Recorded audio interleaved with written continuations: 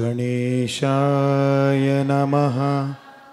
सरस्वत्यै नमः। श्रीगुरुभ्यो नमः। हरिः ॐ। श्रीराम राम रामेति रमे रामे मनोरमे सहस्रनाम तत्तुल्यं रामनाम वरानने। रामाय रामभद्राय रामचन्द्राय वेदसे रघुनाथाय नाथाय सीताया पतये नमः। मनोजवं मारुततुल्यवेगं जितेन्द्रियं बुद्धिमतां वरिष्ठं वातात्मजं वानरयूथमुख्यं श्रीरामदूतं शिरसा नमामि। श्रीराघवं दशरथात्मजमप्रमेयं सीतापतिं रघुकुलान्वयरत्नदीपम् आजानुबाहुम् अरविन्ददलायताक्षं रामं निशाचर विनाशकरं नमामि। सर्वमङ्गलमाङ्गल्ये शिवे सर्वार्थसाधिके शरण्ये त्र्यम्बके देवी नारायणी नमोऽस्तुते। स्तुतिं ध्यानमच्चां यदावद्विदातुं भजन्यस्य जानन् महेशावलम्बे त्रसन्तं श्रुतं त्रातुमग्रे मृकण्डो रिमप्राणनिर्वापणं त्वत्पदाब्जं दिव्यधूनिमकरन्दे परिमलपरिभोगसच्चिदानन्दे श्रीपतिपदारविन्दे भवभयखेदच्चिदे वन्दे। అందరూ చెప్పండి. చిదంసం విభుం నిర్మలం నిర్వికల్పం నిరీహం నిరాకారం ఓంకారం వాచ్యం గుణాతీతం అవ్యక్తిమేకం తురీయం పరం బ్రహ్మ యం వేద తస్మై నమస్తే. యం వేద తస్మై నమస్తే. యం వేద తస్మై నమస్తే. जानकी हृदयामृतं श्रीरामचरितामृतं विराजितं देवमखिलपालकं सीता प्राणसमानं वैदेही ज्ञान वैदेही ज्ञानतिलकं रावणादि असुरविनाशकरं वन्दे श्रीरामचन्द्रं वन्दे सीतारामचन्द्रं वन्दे जानकी रामचन्द्रं मनसा स्मरामि. ఓం శ్రీ సాయిరామ్. ప్రప్రథమంగా సత్యసాయి పరమాత్మని శ్రీచరణారవిందములకు ఆత్మపూర్వకంగా ప్రణమిలుతూ, స్వామి, ఏ జన్మలోనూ నీ దివ్యనామం ఆలపించడంలో, నీ దివ్యనామం పలకడంలో, నీ దివ్యనామాన్ని కీర్తనము చేయడంలో, స్మరణము చేయడంలో, శ్రవణము చేయడంలో కించెత్తు పుష్పం మేమంతా ఎక్కువ పూజ చేసి ఉండవచ్చు. ఈ కాలములో ఇంతటి పవిత్రమైన వేళ తమ దివ్య పద సన్నిధిలో కూర్చొని రామాయణ దివ్య వాంగ్మయం, ఏ రామాయణం అండి? వాల్మీకి విరచిత రామాయణం కాదు, కంబన్ రాసిన తమిళ రామాయణం కాదు, మొల్ల రచించిన రామాయణం కాదు, రామాయణ కల్పవృక్షం విశ్వనాథ సత్యనారాయణ గారు రాసింది కాదు. మనం చెప్పుకుంటున్న ప్రతి అంశము కూడా దీంట్లో వ్యక్తిగతము కానీ, కల్పితము కానీ, కల్పన కానీ, యోచన కానీ, ఊహ కానీ, జనితము కానీ ఏవీ లేవు. ఉన్నది సత్యసాయి పరమాత్ముడు అలనాడు సనాతన సారథి అనే ఈ మాసపత్రికకు సుమారుగా 7 సంవత్సరములు, ఎన్ని సంవత్సరములు అండి? 7 సంవత్సరములు ప్రతీ నెల ధారావాహిక శీర్షికగా ప్రతీ నెల అద్భుతమైనటువంటి వారి అమృత హస్తముల నుండి జాలువారిన శిరాక్షరములు కాకుండా అమృతాక్షరములతో స్వయముగా రచించి విరచించి అద్భుతమైనటువంటి ఆ హృదయ విపంచులపైన అద్భుత ఆ రాగాన్ని, రామాయణ అద్భుత ప్రణయ రాగాన్ని, భక్తి రాగాన్ని, నామరాగాన్ని ఆలపించి స్వామి సనాతన సారథికి 7 సంవత్సరాల పాటు రాసి ఇచ్చినటువంటి అద్భుతమైన మహాకావ్యమే రామకథారసవాహిని. దాన్నే మనం ఇక్కడ మననం చేసుకుంటున్నాం. అందుకు పరమాత్మను గట్టిగా ఒక్క మానందరం కూడా కృతజ్ఞత తెలియజేసుకోవాలి. నిన్నటి రోజున ఏమి చెప్పుకున్నాం మనమంతా? నిన్నటి రోజున ఎవరి కోసం మాట్లాడుకున్నాం మనమంతా? హనుమంతుల వారి కోసం. ఎవరి కోసం మాట్లాడుకున్నాం అండి? జై బలో పవనపుత్ర హనుమానికి. ఆంజనేయ స్వామి ఇక్కడే ఉన్నారు. ఎక్కడ రామనామము, రామస్మరణ, రామ వ్యాఖ్య జరుగును అక్కడ నేను తిష్ట వేసుకొని కూర్చుంటాను. తోక కింద వేసి మరి గదాధారుడే కూర్చుంటాడు. అటు ఇటు చూసాను అనుకోండి, గదతో ఒకటి వేస్తాడు కూడా. కాబట్టి జాగ్రత్తగా ఉండాలి. రామాయణంతో చాలా పేచీ ఉంది. ఎందుకంటే ఈ రామాయణ మహాకావ్యానికి, రామనామానికి, రామ వైభవానికి ఎవరిని కాపలాదారుడు? ఎవరండి కాపలాదారుడు? హనుమంతుడు. ఆ హనుమంతుడు ముందు వేయకూడదు మనం. అంటే మనం కుప్పిగెంతుడు వేయలేం, కానీ మన లోపల ఏముంటుంది? మనస్సు ఉంది, అది గెంతుతూ గెంతుతూ గెంతుతూ ఉంటుంది. శ్రవణం చేయనివ్వదు. ఒక గడి వెందామా కుదురుగా అంటే అలాదేదో గుర్చేస్తుంది, ఇలాదేదో గుర్చేస్తుంది. అందుకని మన భగవద్గీతని చెప్పారు, శ్రవణం ఎట్లా చేయాలి, శ్రవణం ఎట్లా చేయాలి. భగవద్గీత ఎంతమంది విన్నారండి? విన్నారు? ఎవరు చెప్పగలరా? అర్జునుడు. అబ్బా, సంజయుడు విని ధృతరాష్ట్రుడికి చెప్పాడు. అరే, సంజయుడు విన్నాడు ధృతరాష్ట్రుడికి. కాబట్టి ఎంతమంది విన్నారండి? ముగ్గురులోని ఎవరు చెప్పిన దాన్ని దేన్ని పట్టించుకోలేదండి? ధృతరాష్ట్రుడు సంజయుడు చెప్పాడు కానీ ఏం పట్టించుకోలే. అలాగే చెప్తూ ఉంటాడు, కృష్ణుడికి ఏం పని పాట ఏం లేదులే అనుకుని ఉన్నాడు. సంజయుడు విన్నాడు, ధృతరాష్ట్రుడితో ఒక మాట అన్నాడు.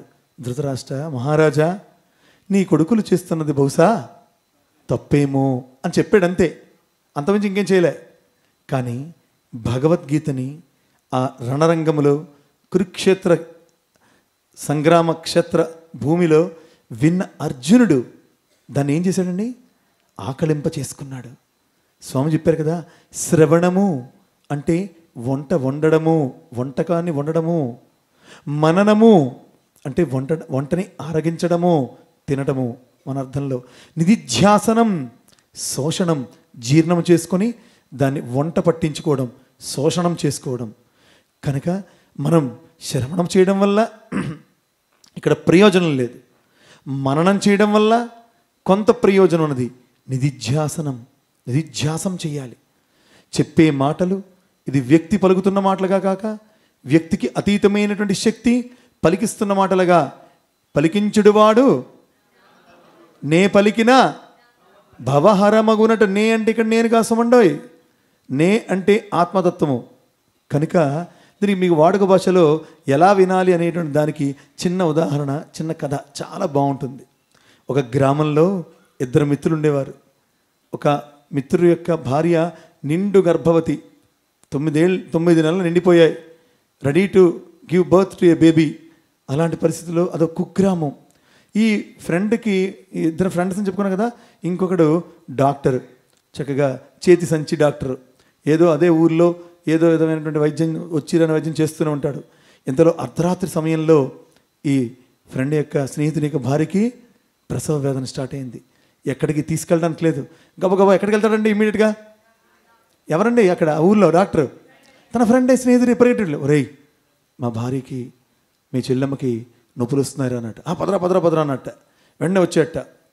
అరే నువ్వు బయట ఉండరా, తప్పనిసరిగా నేను ఏ డెలివరీ చేస్తాను, నార్మల్ చెప్పండి, ఏ డెలివరీ చేస్తానో నార్మల్ డెలివరీ చేసి బయటకు వస్తానరా, నీకేం బాధ లేదు, నువ్వు బయట వెయిట్ చేస్తున్నట్ట. 5 నిమిషాలు అయిపోయింది. కిటికీలు తీసాడు.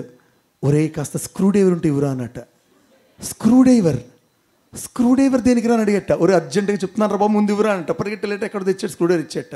ఇంకో 2 నిమిషాలు పోయిందట. కిటికీలు తీసేట. ఒరే అర్జెంటుగా సుత్తి ఇవ్వనట. సుత్తి? అరే ఒరే నువ్వేం చేస్తున్నావు అసలు, డెలివరీ చేస్తున్నావు, నా భార్యను చంపేస్తున్నావా అడిగట. ఒరే నువ్వు మాట్లాడడానికి సమయం లేదురా, చెల్లెం మెడుస్తోంది, గట్టిగా ఇవ్వనట్ట. అయిపోయింది. ఇంకొక నిమిషాలు తెలుసు. ఒరే వీలైతే బండరాయి ఒకటి ఇవ్వరానట్ట.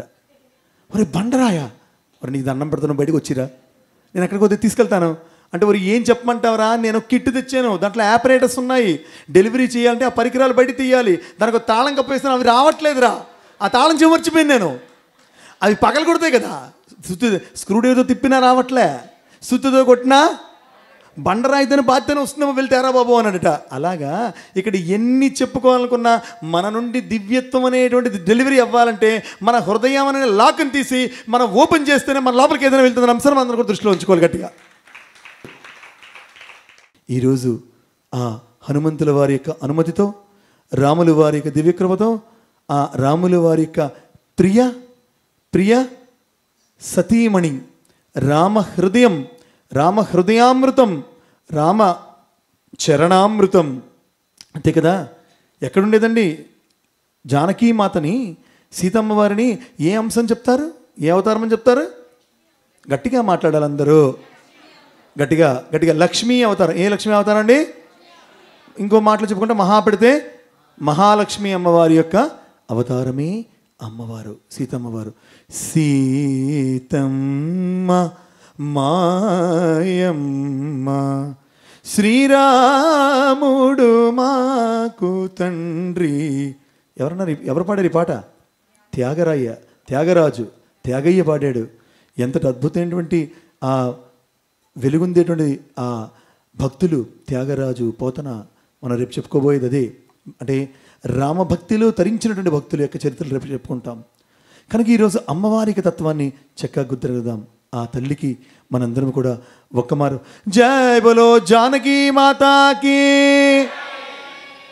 జానకి అసలు ఎవరు ఈ మహాలక్ష్మి? ఎక్కడుండేది? వైకుంఠపతి సాయి హరే. ఆ వైకుంఠపతి అయినటువంటి ఆ నారాయణుడి యొక్క ఎక్కడ ఉండేది? చరణాశ్రితం. ఎక్కడండి? చరణాశ్రితం. శ్రీలక్ష్మీదేవి ఆ చరణాల చెంతే ఉండేది. తెలుసు కదా, ఎన్నో విధాలైనటువంటి బాధలు పడుతుండే భూలోకవాసులు రావణ కుంభకర్ణుల వల్ల ఎంతో ఇబ్బందులు పడుతూ ఉంటే వారిద్దరూ ఒక మాట అనుకుని ముందుగా స్కిట్ని రచించుకొని కిందకు వచ్చారు. ఇది ఖచ్చితమైన మాట. ఎందుకంటే భగవత్ నిర్దేశం లేనిది, భగవత్ ఆదేశం లేనిది, భగవత్ సంకల్పం లేనిది ఇన్నాళ్ళు, ఇన్నేళ్ళు, ఇన్ని దశాబ్దాలు, శతాబ్దాలు, సహస్ర వర్షాలు, వేలాది సంవత్సరాలు ఒక కథ నిలిచి ఉండదు. ఇది సత్యమై వర్ధిల్లుగాక అని పరమాత్మునిక దివ్య చరితామృతంలో ఆ అమ్మవారు కూడా అయ్యవారితో పాటు భూమి నుంచి దివికి దిగి వచ్చిన, దివి నుంచి భూమికి దిగి వచ్చిన, ఆ దివి నుంచి భూమికి దిగి వచ్చినటువంటి అద్భుతమైన అవతారమే. అయితే ఎక్కడ నిరంతరం ఉంటుంది? ఆ జానకీ తత్వంలో మనం తెలుసుకోవాల్సింది ఎప్పుడూ కూడా ఎంతటి పరబ్రహ్మ చైతన్యమైన ఆశ్రయించవలసింది పరమాత్ముని యొక్క దివ్య చరణామృతములను, పరమాత్ముని యొక్క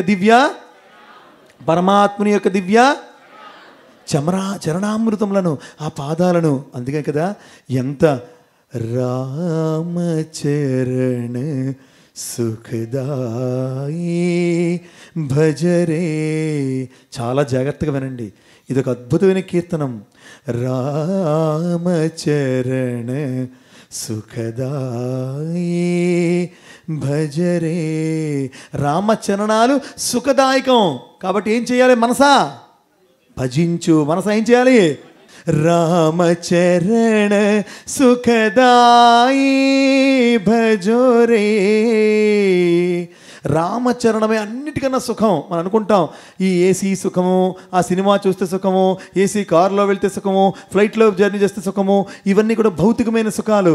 మానసికమైన సుఖం స్వామి చెప్పారు కదా, నాయనా చేపకి మనం నీటిలో ఉంచితేనే ఆనందం. దాన్ని చక్కగా తెచ్చి మెత్త డన్లప్ పరుపు మీద, మెమరీ ఫోమ్ మీద 18 degreesలో పెట్టి, నాయనా చేప జోజో అచ్యుతానంద జోజో ముకుంద అంటే 2 నిమిషాలు చచ్చూరుకోదా అన్నాడు ఎవడు. అలాగా అది కాదు. అది ఉండాల్సిన స్వస్థానం ఎక్కడా? నీటిలోనే. అది మన స్వస్థానం ఎక్కడా? సత్యసాయి దివిజన్. రామచరణ సుఖదాయి భజోరే. राम नाम के 2 अक्षर में 2 अक्षर అంటే ఎన్ని అక్షరాలండి? 2. राम नाम के 2 अक्षर में सब सुख शांति समाई रे.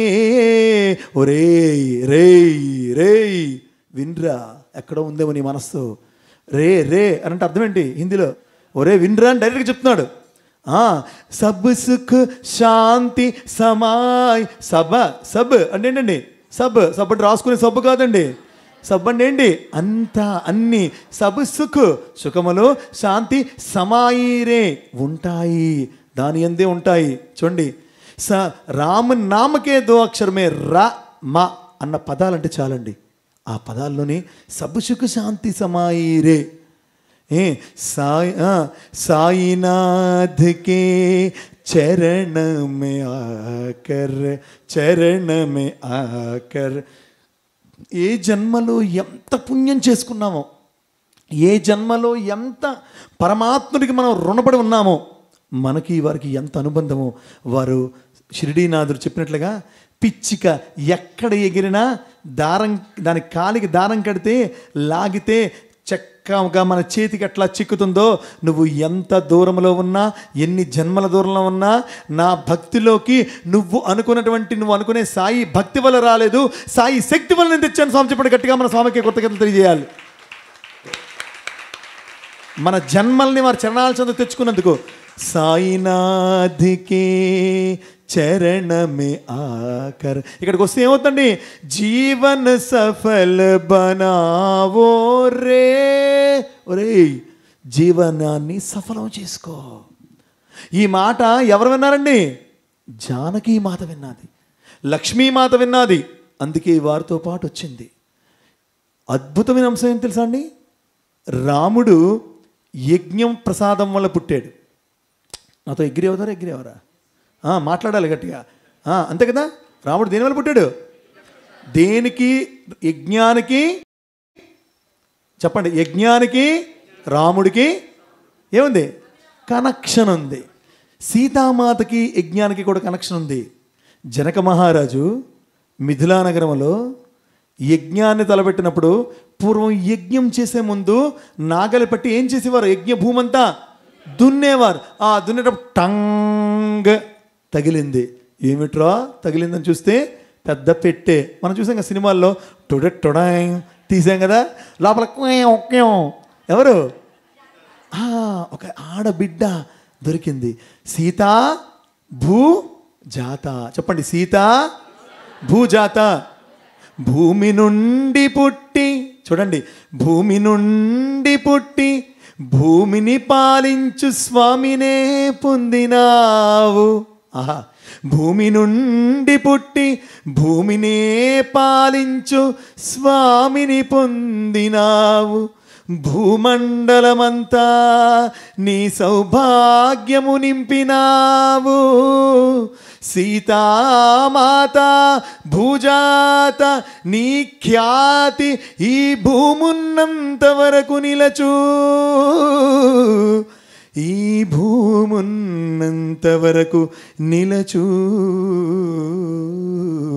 ఆ అమ్మవారి పాదాలకి ఒక్కసారి నమస్కారం చేసుకోవాలి. మహాతల్లి సాధ్వీమణి, అమ్మా నీవు ఆ వైకుంఠాన్ని విడిచిపెట్టి మహావిష్ణువు కోసం పరిగెట్టి వచ్చావా అంటే, ఇక్కడ యజ్ఞ ఫలముగా రామచంద్రమూర్తి జన్మిస్తే, అక్కడ యజ్ఞ ఆరంభానికి ముందే యజ్ఞ ప్రసాదముగా సీతమ్మ వారు జన్మించారు. అంటే ఇద్దరికి కూడా అగ్నిదేవునితో ఒక ఏముంది, అటాచ్మెంట్ ఉంది. ఎవరితో అటాచ్మెంట్ ఉందండి? చెప్పండి, అగ్ని గాయత్రి చెప్పండి. ఓం వైశ్వానరాయ విద్మహే లాలీలాయ ధీమహి తన్నో అగ్ని ప్రచోదయాత్. అటువంటి అద్భుతమైనటువంటి సీతామాత చక్కగా పెరిగింది, పెద్దయింది, రూప లావణ్య సౌజన్య గుణవంతురాలయ్యింది. ఎంత అద్భుతం అంటే ఆ సీతామాత చాలా అపర సౌందర్య రాశి. అపర సౌందర్య రాశి అనడానికి నిజంగా మనం ఇంకోటి చెప్పుకోలేమన్నమాట. అంతటి అద్భుతమైన సౌందర్య రాశి. మనందరికి తెలిసిన కథే, కథలోకి మనం వెళ్ళొద్దు. ఎందుకంటే ఆ శివధనస్సు ఎక్కడుందండి? శివధనస్సు ఎవరి దగ్గర ఉండేదండి? చెప్పండి, జనక మహారాజు దగ్గర ఉంది. ఎక్కడుందండి? ఎక్కడ? జనకుడు ఎక్కడుండేవాడు? అసలు జనకుడు ఎలాంటి వాడు? జనకుడు కేవలంగా ఒక రాజా, ఒక ఋష, రాజరూపంలో ఉండే ఋషి, రాజర్షి. చాలా గొప్పవాడండి.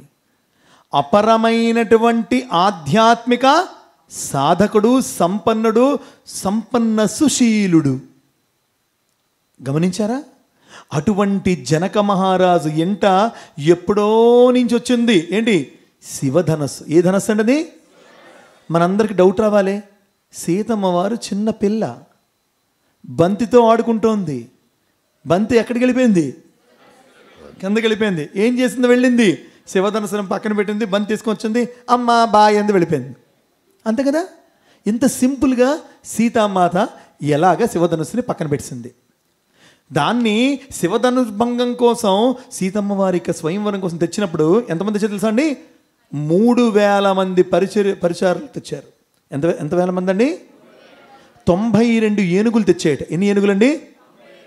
92 ఏనుగులకి ఒకే ఒక్క రోప్ బంధించి దానిని 3000 మంది పరిచారులందరూ కూడా, పని వాళ్ళందరూ కూడా, బంటులందరూ కూడా లాక్కుని వస్తే దాన్ని తేలైన వాళ్ళు ఒక్క సీతామాత చిన్న బిడ్డగా, చిన్న పిల్లగా ఉన్నప్పుడు ఇలా తీసి అలా ఎలా పెట్టింది. శ్రీరామచంద్రమూర్తి ఎక్కడ ఆ రోజు సీతా స్వయంవరంలో ఎవరెవరు ఉన్నారండి? మన మొసలి బ్రహ్మ ఎవరండి?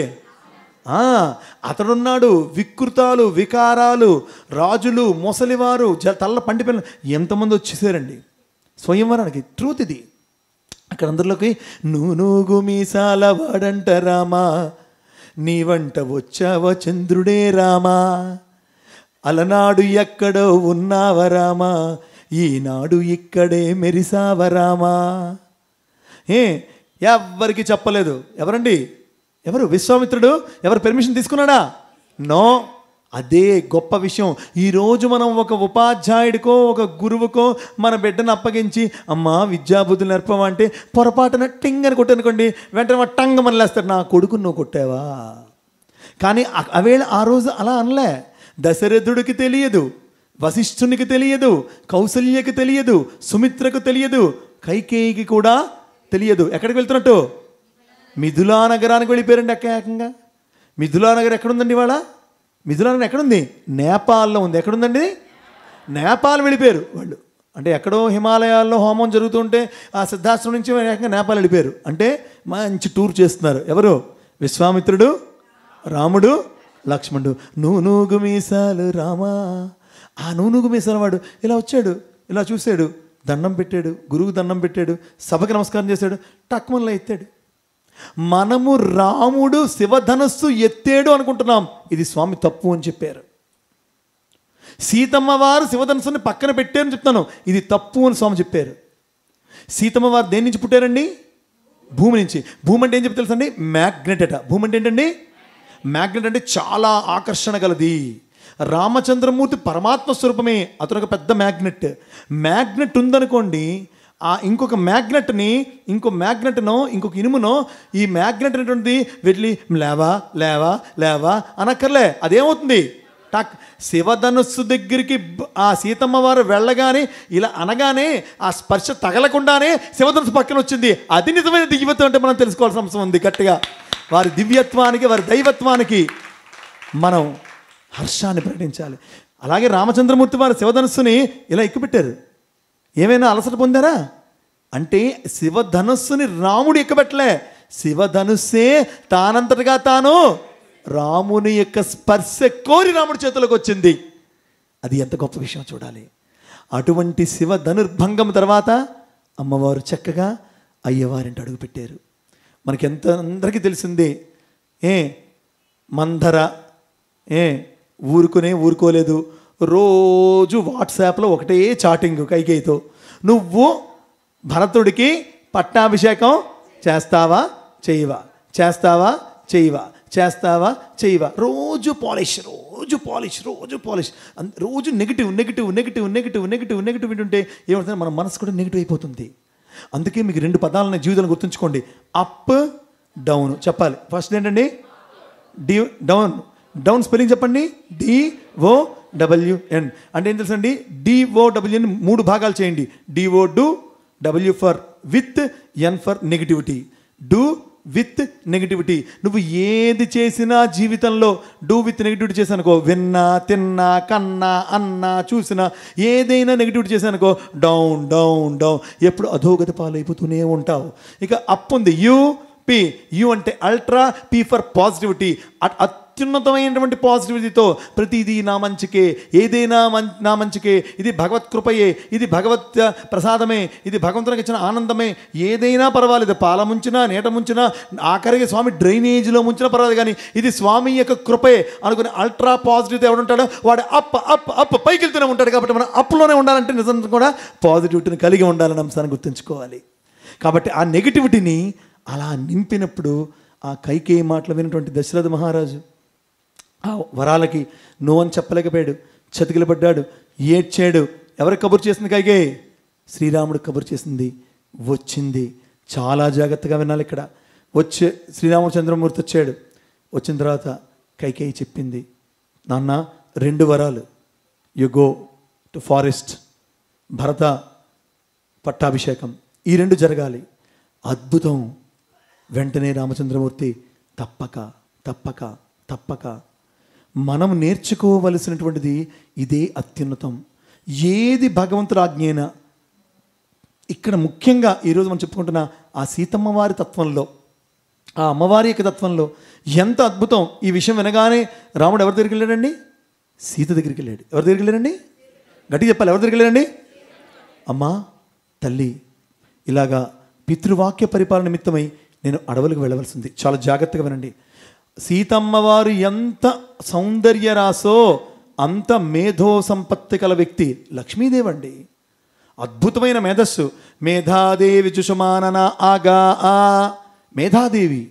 ఆమె యొక్క స్వరము, అణువు, ప్రతి కణము కూడా అద్భుతమైన సరస్వతీ తత్వంతో నిండినటువంటిది. లక్ష్మీ స్వరూపం అయినప్పుడు కూడా అంతటి అపర జ్ఞానవంతురాలు, గొప్ప బ్రిలియంట్ జీనియస్. ఎవరు? సీతమ్మవారు. చాలా గొప్ప వ్యక్తి అండి. చాలామంది ఏంటంటే సీత ఎలా ఏడుస్తాం అంటే సీతను ఆఖరికి ఒక ఏడుపు గుర్తు చేశారు. నో, సీతమ్మ వారు ఎప్పుడు ఏడవలేదు. మీరు వింటే ఇప్పుడు స్టోరీ తెలుస్తుంది. ఎప్పుడూ ఆమె కళ్ళ వెంబడి నీరు రాలేదు, నెవర్. చాలా జాగ్రత్తగా వినాలి. అయితే అప్పుడు చెప్పారు, నేను వెళ్ళవలసినది కాబట్టి నువ్వు దయచేసి నువ్వు ఇక్కడే అత్తమామల సేవలో నిమగ్నమై ఉండు. చక్కగా హాయిగా అందరినీ చూసుకో, దాసాను జనులను, మరుదులను, అందరినీ, నీ చెల్లెళ్ళను అందరినీ హాయిగా చూడు. నేను వనానికి వెళ్ళి ఉండి చక్కగా వస్తాను. అప్పుడు సీత అన్నది, నాయనా ఆ రోజు నువ్వు ఏమని చెప్పావు? నా తీచరామి, నేను ఎక్కడికి వదలను, నేను ఎక్కడికి విడిచిపెట్టను అన్నావు కదా, మరి నన్ను ఏం తీసుకెళ్ళట్లేదు అంటే అక్కడ క్రూర మొగాలు ఉంటాయి, రాక్షసులు ఉంటారు అంటే, ఓ రామా, జగద్రక్షణని చేసే నీకు నన్ను రక్షించడం నీకు పనా అని అడిగింది. జగద్రక్షణ చేసే నీకు నన్ను రక్షించడం పనా? మనం అన్వయించుకుందామా? ఈ సర్వజగద్రక్షక సర్వదేవతాతీత స్వరూప భగవాన్ శ్రీ సత్యసాయి బాబా పరబ్రహ్మణే నమః అని నిరంతరం చెబుతున్నావే. సర్వ జగత్తును కూడా రక్షించగలిగినటువంటి సత్యసాయి పరంధాముడికి మనల్ని రక్షించమని ప్రత్యేకంగా కోరాలా. కాబట్టి కోరికను కోరావా అడుక్కున్న వాటిలా మిగిలిపోతావు, కోరికను కోరలేదా సాధకుడిగా మిగిలిపోతావు. కాబట్టి కోరిక లేకుండా స్వామిని మనం ప్రార్థన చేయడం నేర్చుకోవాలి. కోరిక లేకుండా ప్రార్థన చేయడం నేర్చుకోవాలి. రాముడు అన్నాడు, ఏం మాట్లాడలేకపోయాడు. రాముడు మాట్లాడగలిగాడా? నో. ఇంకో మాట నాది. అప్పుడు ఏమన్నాడు తెలుసా అండి, నువ్వు నా మాట విను, నువ్వు అక్కడ ఉండలేవు, ఆ సుఖాన్ని ఈ సుఖాలను త్యాగం చేసి నువ్వు అక్కడికి రాలేవంటే రామచంద్ర ఏమన్నదండి ఆవిడ? గట్టిగా చెప్పండి. ఏమండి రామ పక్కన ఏముందండి? గట్టిగా ఏముందండి? చంద్ర, చంద్రుడు. సీత అంటే ఏంటి? శీతకాలం. శీతకాలం ఏంటి? చల్లదనం. చల్లదనం అంటే ఏంటి? వెన్నెల. చల్లదనం అంటే ఏంటండి? చంద్రుడు ఒక చోట, చంద్రుడు అడవిలోను వెన్నెల అయోధ్యలోనూ నువ్వు ఉండలేదు రామా అని చెప్పిందట. What a class answer. అంటే అప్పుడు రాముడు అన్నట, ఫోన్ ఓపెన్ చేయి, నేను చెప్పాను కదా మళ్ళా చెప్తున్నాను, ముసలి మామగారు అతను దుఃఖిస్తున్నారు, అమ్మ, ముగ్గురు అమ్మలు, వారిని చూసుకోవాలి, దయచేసి నీ అత్తమామల కోసమైనా నువ్వు ఇక్కడ ఉన్నట. అదేం కుదరదండి. ఇతను ఎస్ చెప్పలేదు, నో చెప్పలేదు. రాముడు ఇక్కడి నుంచి బయలుదేరి కౌసల్యా గృహానికి వెళ్ళాడు. కౌసల్యా గృహంలో అద్భుతంగా అక్కడ ఉన్నాడు. ఇక్కడ మనం చాలా చాలా చాలా గమనించాలి, చాలా నేర్చుకోవాలి. ఇక్కడ వెళ్ళిన తర్వాత అమ్మా పితృవాక్య పరిపాలన అనుసరించి నేను వెళ్తూ ఉన్నాను, కాబట్టి దయచేసి నాకు అనుమతినివ్వమ్మా అని అడిగితే వెంటనే ఆ కైకేయి ఎలా అడిదిరా, ఎంత వరస్ట్ పర్సన్ రా, ఎంత నీచురాలరా, నా కొడుకు కోసం అంటుందిరా అన్నమాట అనలే.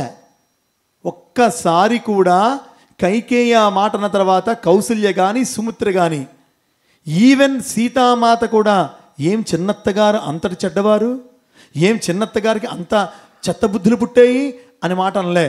ప్రతిదీ కూడా భగవదాజ్ఞ విధి లిఖితాన్ని ఎవ్వరూ తప్పించలేని చెప్పారు తప్ప ఒక్కళ్ళు కూడా కైకేయి మాతను నిందించకపోవడమే మన రామాయణం చూసి నేర్చుకోవాల్సినటువంటి ప్రధానమైన అంశం. ప్రతి ఒక్కరిని కూడా మనం వారిని నిందిస్తుంటామే. Shut your mouth before you blame someone. ఇతరులను నిందించడానికి ముందు నోరు మూసుకోవడం నేర్చుకోవాలి. అప్పుడు కౌసల్య అన్నది ఎంత అద్భుతమైన మాట అన్నది, రామా నువ్వు వెళ్ళిపోతావు కదా, పితృవాక్య పరిపాలన కదా, మరి మాతృవాక్య పరిపాలన చేయవాలని అడిగిందట. ఏం పరిపాలన చేయవాలని అడిగిందండి? ఏం పరిపాలన? మాతృవాక్య పరిపాలన. రామకథారసవాహన ఉంది ఇది. అమ్మా చెప్పు, చేస్తాను. ఇక్కడ దాసానుజనులు ఉన్నారు, నీ తండ్రి గారిని చూసుకుంటారు, నీ సేవలో నేను నిమగ్నం ఉంటాను, నిన్ను విడిచి నేను ఉండలేను రామా అంటే అప్పుడే ఆయన అన్నట్ట, అమ్మా నాన్నగారు వృద్ధాప్యంలో ఉన్నారు, వారి పరిస్థితి ఎలా ఉంటుందో తెలియదు, నీ భర్తకి సేవ చేయటానికి నువ్వు ఉండడం చాలా ముఖ్యమమ్మా, నీ పాదాలను పట్టి వేడుకుంటున్నాను. తల్లి పాదాలు పట్టుకొని వేడుకోగానే వెంటనే జానకి మాత రామచంద్రుని పాదాలు పట్టుకొని ఒక్కసారి చెప్పవా డైలాగ్ ఏమన్నావు అని అడిగింది. ఒక్కసారి చెప్పవా ఏమన్నావో, నీ భర్తకి సేవ చేయడానికి నువ్వు ఇక్కడ ఉండడమే ముఖ్యం కదమ్మా రామచంద్ర, నీ సేవ చేయడానికి నేను అడవిలో ఉండడమే ముఖ్యం రామచంద్ర. అందుకు అక్కడ చెప్పలేదు సమాధానం. ఎంత తెలివైనటువంటి అద్భుత మేధావో చూడండి. ఇక్కడ ఏం చేసిందండి సీతామాత? త్యాగం చేసింది. ఏం చేసిందండి? నకర్మణ. చెప్పాలి అందరు, నకర్మణ. గట్టిగా, నకర్మణ న ప్రజయా ధనేన త్యాగైనైకే అమృతత్వమానసో.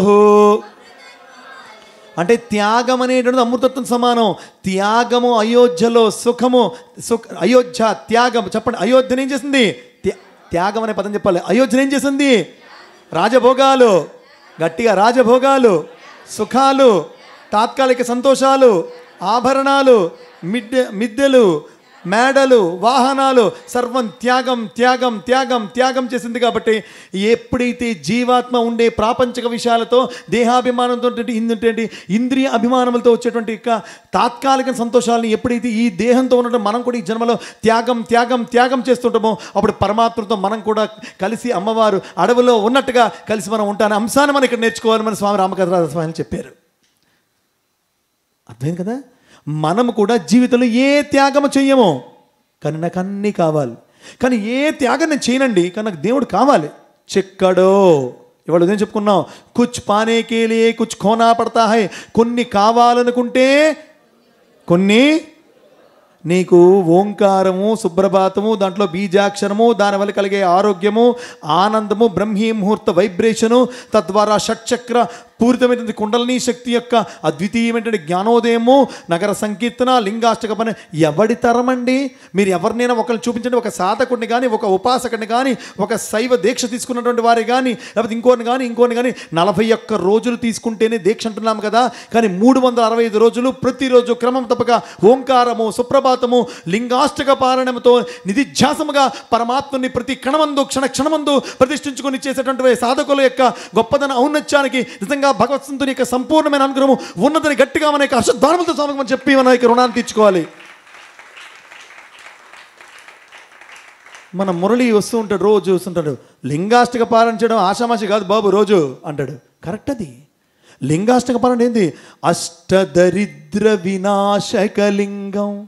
కాబట్టి ఆ రకంగా అద్భుతంగా ఎప్పుడైతే త్యాగం అక్కడ నిద్రను త్యాగం చేయగలిగామో ఆ అద్భుతమైనటువంటి బ్రహ్మీ ముహూర్త వైబ్రేషన్స్ని మనం పొందగలిగాము, పొందుతూ ఉన్నాము. పొందలేని వారికి పెద్ద నమస్కారం. మీకు కావాలి త్వరలోనే సంస్కారం, మీకు కలగాలి భగవత్ సాక్షాత్కారం. ఇది జన్మల కృతాంతవాసానంగా అన్నట్లుగా పరమాత్మను ఎంచుకున్నటువంటి విషయం. చూడండి, అడవికి వెళ్ళేంత వరకు త్యాగం చేయగలిగింది. కానీ అక్కడ అడవికి వెళ్ళిన తర్వాత ఆ మారీచుడు మాయలేడిలు వేషంలో వచ్చి బంగారు లేడిగా అటు ఇటు టింగ్ టింగ్ టింగ్ టింగ్ గింతూ ఉంటే ఒక బ్యాక్గ్రౌండ్ మ్యూజిక్తో అమ్మ నాకది కావాలి అంది. చూసారా? అప్పటిదాకా త్యాగం చేసినటువంటి యొక్క జానకీ మాత అప్పుడు మళ్ళా త్యాగం నుంచి దేనిలో పడిందండి? కావాలి అనే కోరికలో పడింది. ఎప్పుడు నీకు కోరిక లోపల ఎంటర్ అయిందో వెంటనే పరమాత్మ ఏమైంది? దూరం అయ్యాడు. Simple reason. దేవుడు కావాలా? ప్రపంచాన్ని వదులు. ప్రపంచం కావాలా? దేవుడు వెళ్ళిపోతాడు. దీంట్లో సత్యమైన విషయం. ఇది రామాయణం నిరూపించే విషయం. దీనికి సీతమ్మ వారే సాక్షి. సీతమ్మ వారే, అంతే కదా. ఇది బహిర్గతంగా ఉన్నటువంటి యొక్క అర్థం మాత్రమే. డియర్ డివోటీస్, చాలా జాగ్రత్తగా వినండి. ఈ రామాయణము దేనికోసం చెప్పారంటే స్వామి 4 కోసం చెప్పారు. ఎన్నింటి కోసం చెప్పారండి? చెప్పండి. మనస్తత్వము, వ్యక్తిత్వము, దివ్యత్వము, దైవత్వము. కొంతమంది అనట్లేదు, 100 సార్లు రాయించేస్తాను. మనస్తత్వము, రెండోది ఏంటి? వ్యక్తిత్వము, దివ్యత్వము, దైవత్వము. ఫస్ట్ మనస్తత్వం మారాలి మంది. మనస్తత్వం మారితే వ్యక్తిత్వం మారుతుంది, అప్పుడు దివ్యత్వం గోచరిస్తుంది, అప్పుడు దైవత్వం సాక్షాత్కరిస్తుంది. మనస్తత్వం ఏమీ మారదు, నెవర్. ఎక్కడ వేసినా గొంగళి అక్కడే. 30 సంవత్సరాల క్రితం అదే అష్టోత్తరం, ఇప్పుడు అదే అష్టోత్తరం. 30 సంవత్సరాల క్రితం అష్టోత్తరం చేసేటప్పుడు ఏమే కర్రపైలో ఉఫ్ఫూదే అన్నారు. ఇప్పుడు అష్టోత్తరం చేసినప్పుడు టింగ్ మోగ్గానే సెల్ ఫోన్ చూసుకుంటున్నాం. తేడా డిస్ట్రాక్టివ్ మైండ్ సెట్. అందుకని సీతమ్మ వారట చూడండి, చాలా జాగ్రత్త వినండి, ఎంత అద్భుతం చెప్పారు. కోరిక గురించి ఆమె రోజు ఒక పాట పాడుకునేదట. స్వామి చెప్పారు, చూడండి, అడవి అనే జీవితంలో, అడవి అంటే ఏంటండి? అరణ్యం అనే జీవితం. చెప్పాలి, అరణ్యం అనే 3 రాళ్ళని 3 గుణాలు పెట్టి ఆవిడ రోజు వంట చేసేది కదా. అప్పుడు కందమూలాలు తినేటప్పుడు అదేదో దొరికిన కందమూలాలు ఉడికించుకుంటున్నప్పుడు ఆమె అనుకున్న మాట, అరణ్యమనే జీవితములో 3 రాళ్ళని 3 త్రిగుణములని 3 రాళ్ల పైన. ఏమి 3 గుణములు? సత్వ రజ తమో గుణముల పైన దేహమనే పాత్రను ఉంచి, ఏదో చిన్న మట్టి పాత్ర, దేహమనే పాత్రను ఉంచి విజ్డమ్. స్వామి విజ్డమ్ అని చెప్పారు. మేధస్సనే అగ్నిని తగిలించి ప్రేమనే నీరును పోసి కోర్కెలనే బియ్యము వేయ గట్టి కోర్కె పదార్థము మరి లేక మెత్తబడే. కోర్కెలన్నీ తీరెడిపోయే. దేహంతో ఉన్నప్పుడు వేడి మేధస్సు, వేడి జ్ఞానము మనకు తగిలినప్పుడు, ప్రేమనే నీరు మన లోపల నింపుకున్నప్పుడు కోరికలు ఎన్ని ఉన్నా సరే అవి కూడా ఉడికిపోతాయి, వాటి యొక్క రూపాన్ని కూడా మార్చుకుంటాయి, మనకు అద్భుతమైన అనుగ్రహంగా మనకు లభిస్తాయి. ఇది స్వామి చెప్పినటువంటి అద్భుతమైన రామకథార సహాయంలో అంశము. ఒక్కసారి స్వామికి మనందరం కూడా జై జయధ్వనులను పలకాలి. అంటే వనవాసములో సీతమ్మ వారు చేసేటువంటి యొక్క వంట ఎంతటి అద్భుతమైనటువంటి ఆధ్యాత్మిక పంట స్వామి చెప్పారు. ఎంత అద్వితీయం కదా, ఎంత మనోహరం కదా. మనందరం అనుకుంటూ ఉన్నాం సీతామాత ఏమీ తెలియదు, పాపం ఆ రావణాసురుడు ఎత్తుకెలుపుతుంటే రక్షించండి కాపాడండి, రక్షించండి కాపాడండి అని అరిచింది అనుకుంటున్నాం. ఇక్కడ జగన్నాటకాన్ని మనం తెలుసుకోవాలి. రాముల వారి యొక్క దివ్యమైనటువంటి కృపామృతాన్ని మనం తెలుసుకోవాలి. ఆ రామచంద్రమూర్తి యొక్క ఆ జగన్నాటక రచన పటిమను మనం తెలుసుకోవాలి. చాలా జాగ్రత్తగా వినాలి. శూర్పణకు వచ్చిందండి. ఎక్కడికి వచ్చిందండి? రాముడి దగ్గరికి వచ్చింది. ఫస్ట్ రామలక్ష్మి ఫస్ట్ రాముడి దగ్గరికి వచ్చింది. రామ నువ్వెంత అందముగానున్నావో రామ పాట పాడింది. నాకు పెళ్ళి అయిపోయింది చూసావా, అక్కడ నా భార్య ఉంది, అక్కడ ఉన్నాడు చూసావా, భార్య ఎలాగో లేదు, హీ సింగిల్, సోలో బతికే సో బెటర్ లాగా ఉన్నాడు. ఎవడు? లక్ష్మణుడు ఉన్నాడు కదా, అక్కడికి వెళ్ళింది. ఓ నువ్వు ఎంత సుందరాంగడవో, నీకు ఎలా కాదన్నాడు. ఏం చేశాడు లక్ష్మణుడు మహా కోపం అండి లక్ష్మణుడికి. తీసాడు, వాడిగల బాణం తీశాడు, ముక్కు కోసి పడేశాడు. అరే శూర్పణఖకి ఏం కోసాడండి? చెప్పండి మాట్లాడండి. ముక్కు కోసాడు, చెవులు ఏమండి? ముక్కు చెవులు ఎందుకు కోసాడు? నోరు కోయచ్చు కదా, పేక కోసేయచ్చు కదా. అందం కోపోవడం కాదు అక్కడ నాయన. నువ్వు ఇలా తయారయ్యావంటే నీకు చెడ్డ గుణాలు వచ్చాయి. నీకు చెడ్డ గుణాలు వచ్చాయంటే చెడు నీ మదిలో ఉంది, అంతే కదా. చెడు నీ మదిలో ఉందంటే ఎవరో నీకు చెడు చెప్తున్నప్పుడు ఏం చేసేదాన్ని? కాబట్టి నీ చెవుల్ని కోసి పడేస్తా అంటే చెడు వినకరా నాయనా. నువ్వు ఇలా ఉన్నావంటే నీ ఆహారము, నీ తిండి, స్వామి చెప్పారు కదా, ఆహారము విహారము. నీ ఆహారం ఎలా తెలుస్తుంది నీకు? రుచి సెకండరీ. ఫస్ట్ ఏమొస్తుందండి? ఇలా వస్తూ ఉంటాం, పక్క నుంచి పకోడీ కొట్టు వాసన, అబ్బా ఒకటి పానీపూరి తింటే బాగుంది కదా, లేకపోతే బజ్జీ తింటే బాగుంది, చాటు వాసన రుప్పేస్తూ ఉంటుంది.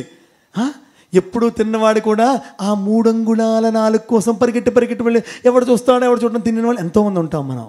కాబట్టి ముందర ఏమండి, నాలుక రుచి కన్నా ముక్కు, ఈ వాసన వల్లే రుచి మరిగింది. కాబట్టి ఈ వాసనే లేకుండా చేస్తే రుచి అనేటువంటిది తెలీదు, అక్కడ దాకా వెళ్ళదని ముక్కును కోసి పడేశాడు. అంటే అర్థం ఏంటి తెలుసా అండి? నువ్వు జీవితంలో చెడు లేకుండా ఉండాలనుకుంటే మొదట నీ చెవుల్లో తీసుకునేటువంటి కంటెంట్ని, రిసీవింగ్ని కంట్రోల్ చేసుకో. నీ ముక్కుతో పీల్చే వాసనల్ని కంట్రోల్ చేసుకో. స్వామి చెప్పారు. మరి ఏం చేయమంటారండి? వాళ్ళు చెడ్డగా మాట్లాడుతారండి. ఒరే నీకు 2 చెవులు ఇచ్చారు, చెడ్డగా మాట్లాడుతారు, కానీ 2 కాళ్ళు ఇచ్చారు, అక్కడి నుంచి వెళ్ళిపోరా అని స్వామి చెప్పారు. మన జీవితంలో పక్కవాడు ఎలా ఉన్నాడో అలా ఉండడం కాదండి. శ్రీరాముడు ఎలా ఉన్నాడు, సాయిరాముడు ఎలా ఉన్నాడు, హనుమంతుడు ఎలా ఉన్నాడు, సీతమ్మ వారు ఎలా ఉన్నారో మనం తెలుసుకోవాలి. అయితే అటువంటి శూర్పణఖకి ముక్కు చెవులు కోసిన తర్వాత వెంటనే వెళ్ళింది. ఫస్ట్ ఎవరు చెప్పింది తెలుసండి? తన యొక్క కజిన్స్ ఉన్నారు, 2. ఎవరు? ఖరదూషణాదులు, 2 రాక్షసులు. ఎవరండి చెప్పండి? ఖరదూషణాదులు ఎవరండి? వాళ్ళు 10,000 మంది రాక్షసులతో వచ్చారు. అప్పుడు ఏం చేశారంటే రాముడు ఏం చేశాడంటే లక్ష్మణ్ని సీతమ్మ వారిని ఒక గుహలో ఉండమని చెప్పి తాను సమ్మోహనాస్త్రం ప్రయోగించాడు. సమ్మోహనాస్త్రం అంటే వాళ్ళల్లో వాళ్ళే రాముడిలో అందరు కనిపించారు. వాడిని వీడి మొత్తం నరుక్కొని చచ్చారు అక్కడ.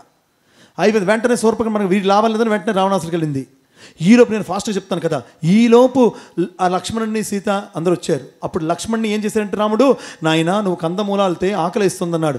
వెళ్ళిన తర్వాత అప్పుడు జానకీ మాతతోని రాముడు అంటున్న మాట చాలా జాగ్రత్తగా వినాలి డియర్ డివోటీస్. ఇది మన జీవితంలో రామకథార స్వామిలో స్వామి మనం చెప్పిన అద్భుత అంశము. అమ్మా జానకి, మనం ఏదైతే లక్ష్య నిమిత్తమై ఈ భూమండలం మీద ఆవిర్భవించామో, ఏ అద్భుతమైన అంశం కోసమైతే అడవులకు వచ్చామో ఆ సమయం ఆసన్నమయ్యినది. సమయము లేదు మిత్రమా, లేదు. కాబట్టి తప్పనిసరిగా ఏ క్షణమైనా రావణాసురుడు వస్తాడు, నిన్ను తీసుకుని పోతాడు. ఇది రాముడు ముందుగానే సీతమ్మ వారికి చెప్పాడు. అప్పుడేం చేశాడు? ఓ సీతా సాధ్వీమణి, నువ్వు అపరమైన లక్ష్మీ అవతారం కనుక నువ్వు అగ్నిలో ప్రవేశించి నీ యొక్క సీతా నిజ స్వరూపాన్ని ఆ అగ్ని సాక్షిగా, ఆ అగ్నిలో ఉండే స్వాహాదేవి సాక్షిగా, స్వాహాదేవి స్వరూపంలో నీవు, అందుకే కదా ఇప్పుడు అమ్మ నామాలు చదివినప్పుడు చదివే గుర్తుందా? ఓం ఓం స్వాహాయై నమః చదివారు కదా. స్వాహాదేవి స్వరూపంలో నువ్వు అక్కడ ఉండు, నీ మాయా సీతా స్వరూపాన్ని బయటకి పంపించు. అప్పుడు సీతమ్మ వారు అదేవిధంగా బయటకు వచ్చింది, అగ్ని ప్రవేశించి బయటికి రావడం జరిగింది. వెంటనే అదే రోజులు, అక్కడికి 1-2 రోజుల్లోనే ఇమీడియట్గా రావణాసురుడు రావడం, సీతమ్మ వారిని తీసుకొని వెళ్ళిపోవడం, లంకలో పెట్టేయడం జరిగిపోయింది. మరలా లంకలోని రావణాసురుని చంపిన తర్వాత మరలా అగ్ని వేసి, ఓ మాయా సీతాదేవి, మనందరం బయటికి అగ్ని పరీక్ష అంటున్నాం, అది అగ్ని పరీక్ష కాదు.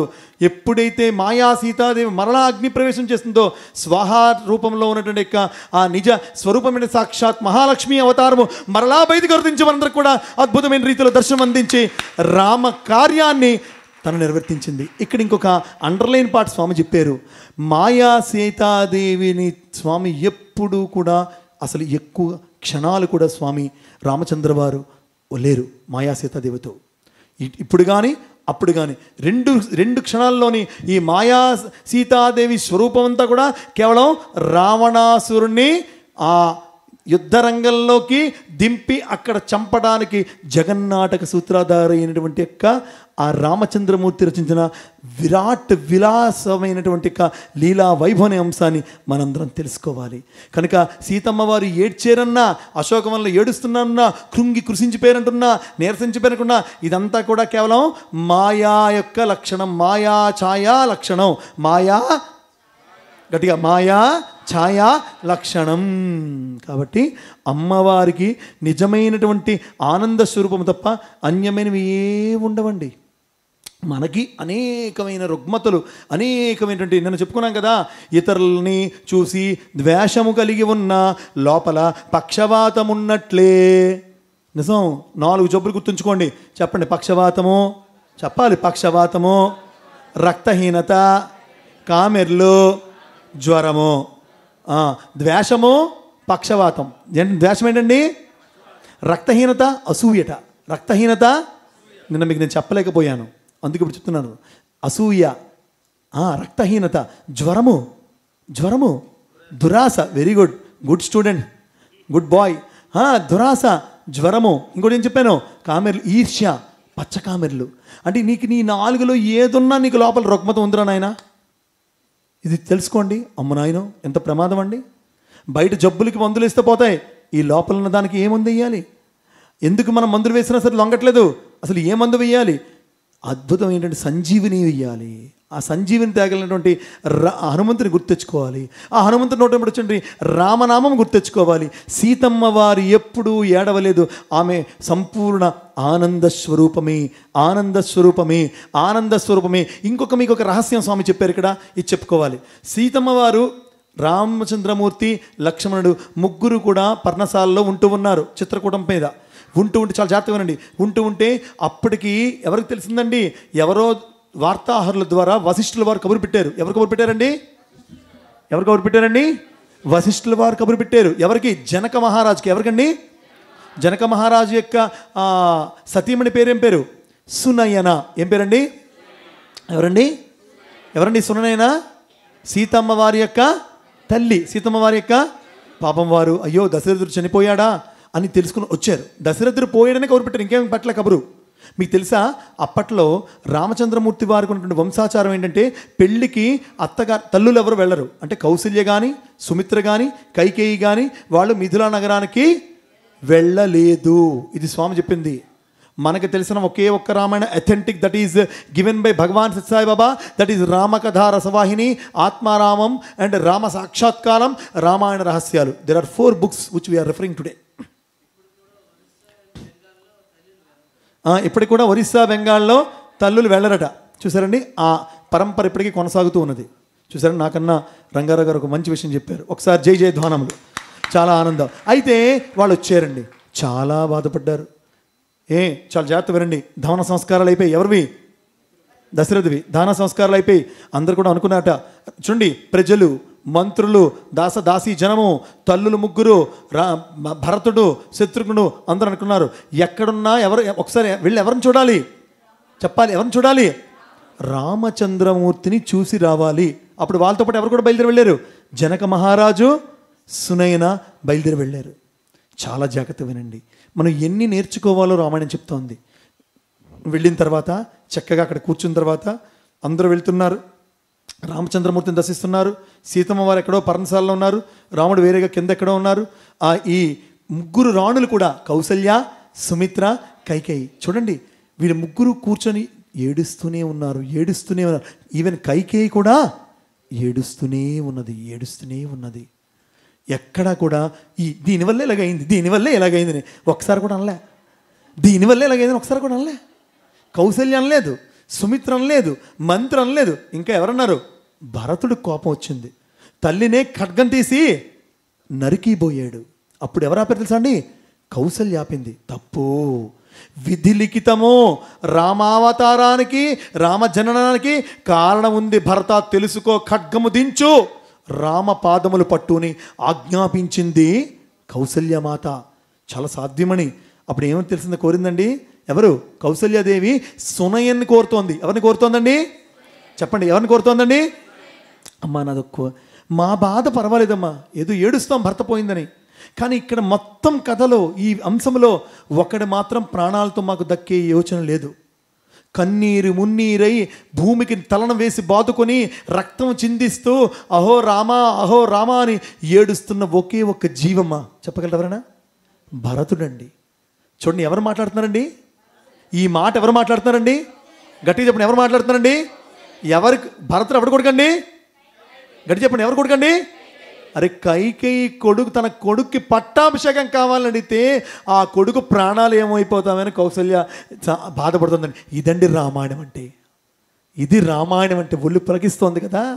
ఈ రోజుల్లో ఇంట్లో ఉన్నవారు, కన్నవారు, పిల్లలు, బంధువులు, మిత్రులు ఎలా పోయినా చచ్చినా పర్వాలే, నేను బాగుంటే చాలు, నాది నేను అనే దిక్కుమాని మమకారము, నేనే గొప్ప అనేటువంటి అహంకారంతో విర్రవీగేటువంటి వారి ప్రతి ఒక్కరికి కూడా ఆ ఆంజనేయ స్వామి వారు తోకని పేకకు చుట్టి నేలకు కొట్టి మరి అతను గుణపాఠం చెప్పేటువంటి ఆ అద్భుతమైన సాధన మనం చేయాలంటే నేర్చుకోవాలి. అప్పుడు చెప్పారు, అమ్మా సునైనా నాతో చిన్న రిక్వెస్ట్, చిన్న అభ్యర్థన. ఎవరు చెప్పారు? కౌసల్యమాత.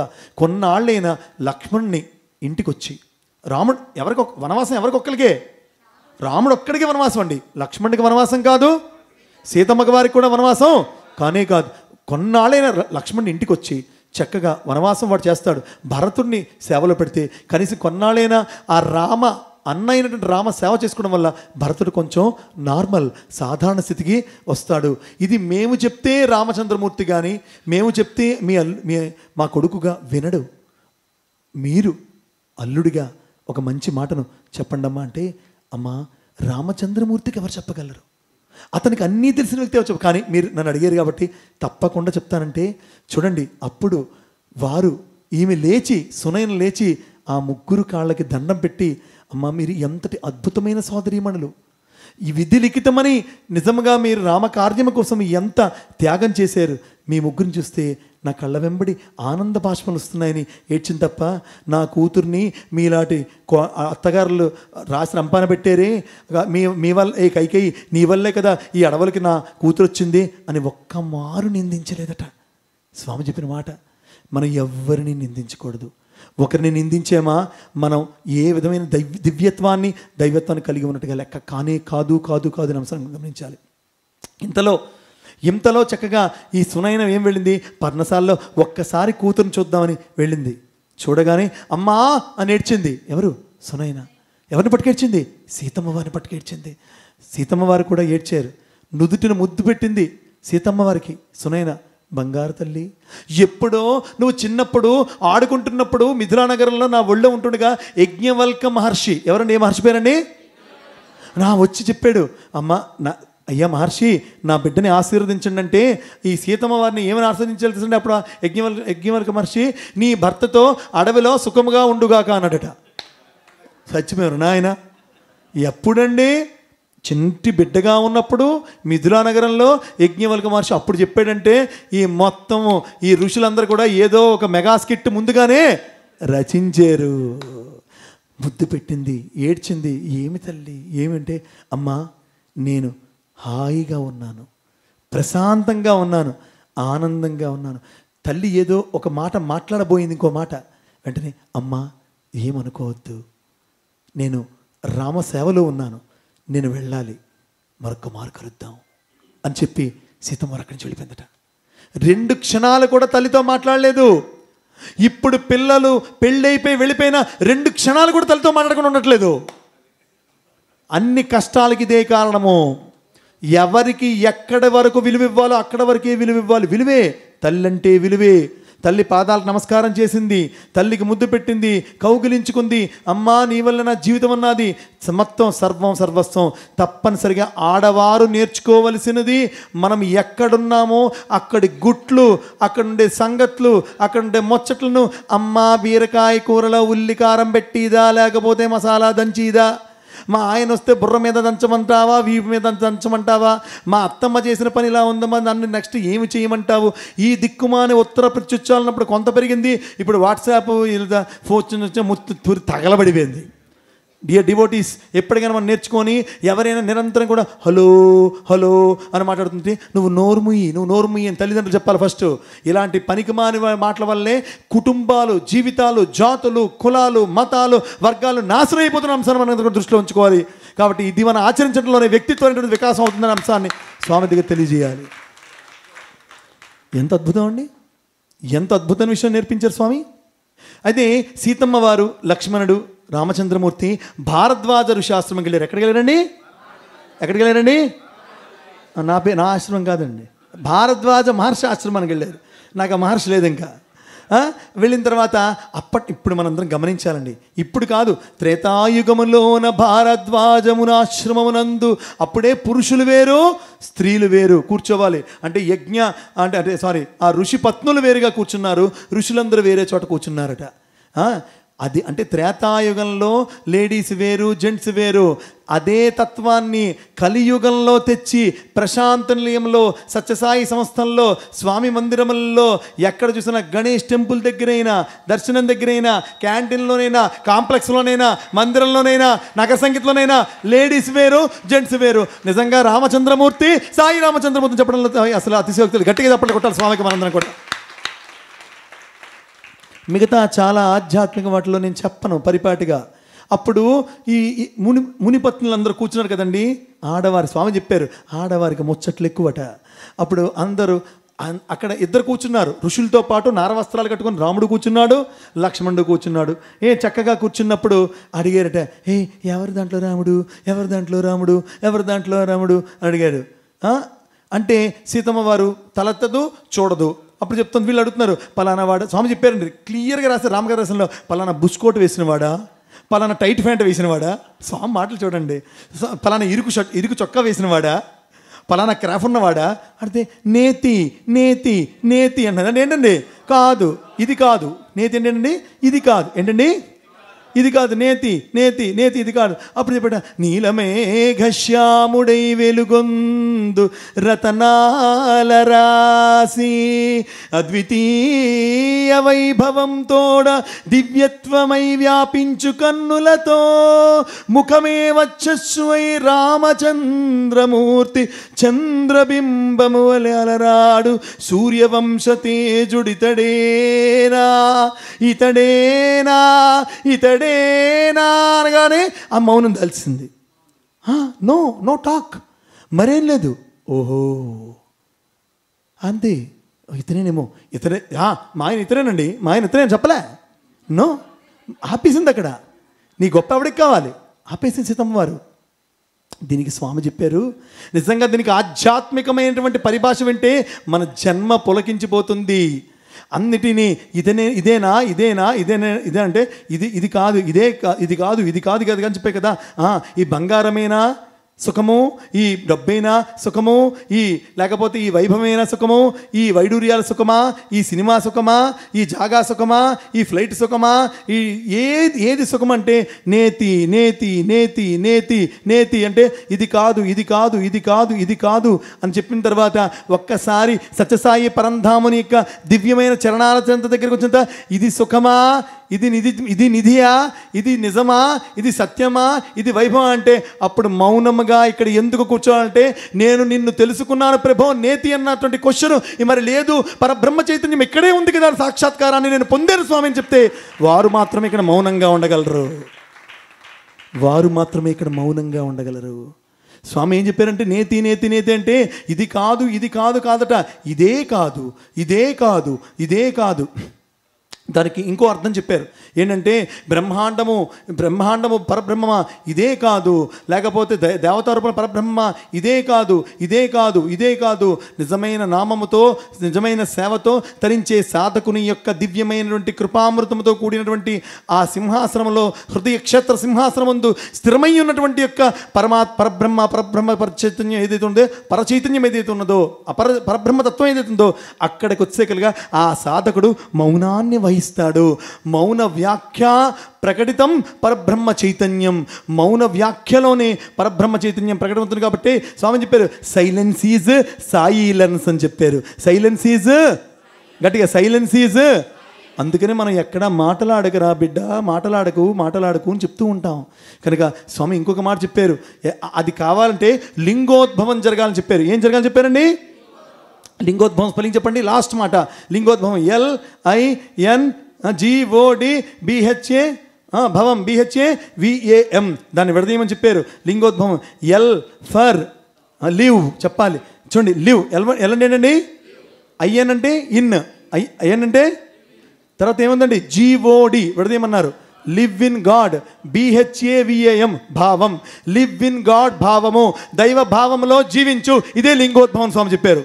స్వామి చెప్పిన మాట గట్టిగా.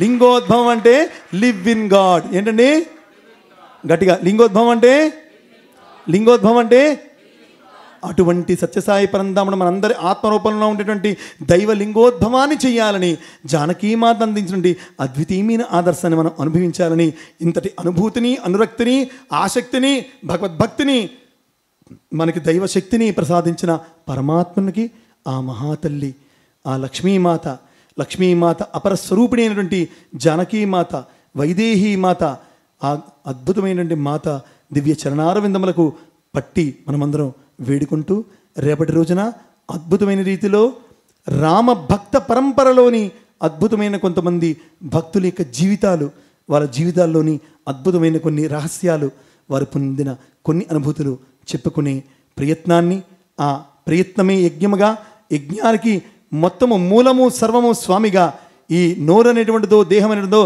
మానవ దేహము, అగ్నిగుండము, సత్యసాయి నామము, యజ్ఞ సమిధ, యజ్ఞ తేజస్సు, భగవత్ చైతన్యము, యజ్ఞఫలము, సాయి కృపానుగ్రహము, యజ్ఞ ప్రసాదము, సత్యసాయి ప్రేమామృతము. విని తరించడానికి, అని తరించడానికి, కని తరించడానికి పనిని స్వామి, పని అంటే అంటే పరమాత్మనికి, ఈ నీ అంటే నివేదన చేసే క్రమంలో ఇంతటి అద్వితీయమైనటువంటి అవకాశాన్ని, స్థానాన్ని, మనకి ఏ స్థాయి లేనటువంటి నా బోటి ఒక ధూళి కణాన్ని ఇక్కడ స్వామి కూర్చుండబెట్టి వారికి దివ్యమైన వాంగ్మయంతో ప్రతి హృదయాన్ని పలకరించి పులకరించి స్వామికి దివ్యమైనటువంటి వచనామృతముతో మనందరి జీవితాలను చరితార్థము గావించేందుకు వారికి అద్భుత ఝరిని అమృతధారగా కురిపించిన సత్యసాయి రామచంద్రుని దివ్య చరణారవిందములకు కోటి కోటి ప్రణాళాలు అర్పించుకుంటూ విని తరించేందుకు వచ్చినటువంటి భక్త జనావళి యొక్క హృదయాంకితమైనటువంటి యొక్క సాయి రామ పరబ్రహ్మని యొక్క దివ్య చరణాశ్రుతునై సదా ఉండుదునుగాక. స్వస్తి ప్రజాభ్య పరిపాలయంతాన్ న్యాయేన మార్గేణ మహిం మహిష గోబ్రాహ్మణేభ్య శుభమస్తు నిత్యం. సమస్తలోకాః సుఖినో భవంతు, సమస్తలోకాః సుఖినో భవంతు, సమస్తలోకాః సుఖినో భవంతు. ఓం శాంతి శాంతి శాంతి. జయ బలో సీతారామచంద్రమూర్తి की, जय बोलो सीता माता की, जय बोलो महापराक्रमांजनेय स्वामी की, जय बोलो अपर श्री राम अवतार भगवान श्री सत्य साईनाथुनि की. जय Sai Ram.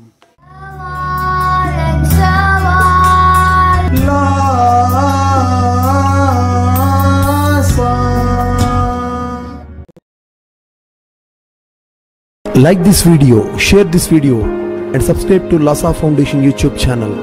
and click on the bell icon for notifications. Do write your valuable comments and suggestions in the comment box and ask for more new videos on which subjects you want.